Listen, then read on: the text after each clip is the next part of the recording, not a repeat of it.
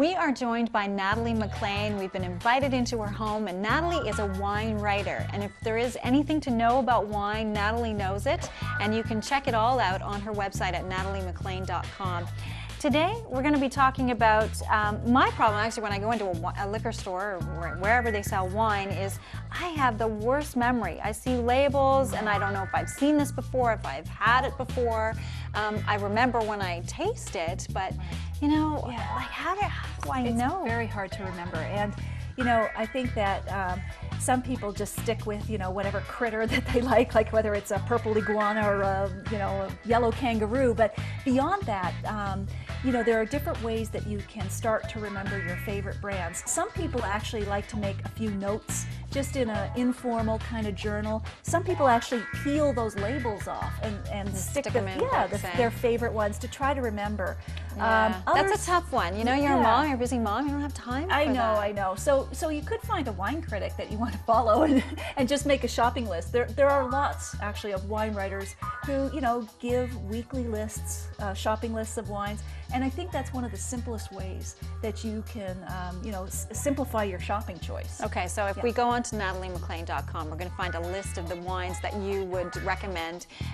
Do you categorize them into different, you know, different countries and different prices? Or? Yes, I do. Okay. I really try to stick in the price range of $8 to $15 because I think that's a sweet spot. That works for me, yeah.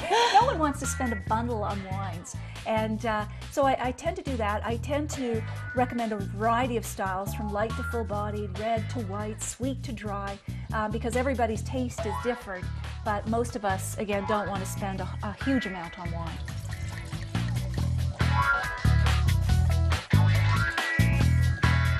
So you mentioned the internet, different wine critics, books, tasting, I guess, is a good way. There's no substitute for pulling corks, you know. You are the expert on your own palate or your own sense of taste. No one really can tell you that. So what I recommend for people to do is try as many wines as possible. One of the fun things you can do is go into the liquor store and buy a mixed case of 12 wines in your price range. So if you like red full-bodied wines, try different wines, and I bet you'll find a new favorite. The other thing you should do is not be afraid to ask for help when you're in the liquor store. There's usually someone who is very knowledgeable, often more than one person. And, you know, all you have to do is say, listen, I love a full-bodied red.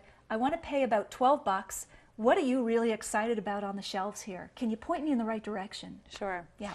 And then you're staying away from sort of trends and drinking the same type of wine. Exactly. You know, drinking a Merlot or drinking a Pinot Noir. Or, It's so easy to get into a rut, and yet with wine, one of the beauties of wine is the diversity, the absolute staggering number of producers, which can be overwhelming but exciting. There are more than 1 million producers in the world.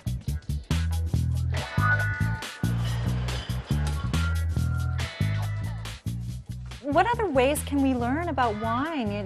What other resources are out there for us? Yeah, it's a lot easier these days to learn about wine. So you mentioned the internet. There's lots of great websites and e-newsletters. I'm not the only one who publishes one, so there's a variety out there that you can subscribe to, and for the most part, they are free. The other thing you can do is take a course at a local college. There you go. Yeah. When my husband and I first met, we were looking for courses at night to take after a long day of work. I saw the description for a wine course at our local college, and I thought, we can drink at night. I know we can do that. So it was a lot of fun, and you can take these courses. You don't have to be serious about it. A lot of couples take them together. It's a really fun way to learn about wine. Wine clubs, yeah. These days there's a lot of active wine clubs in many cities. So you get ones that are specialized in America or Spain or other countries. It's a great way to socialize and network too. Perfect. You've been a great education right here right thanks, now. Jerry. Thank you very much.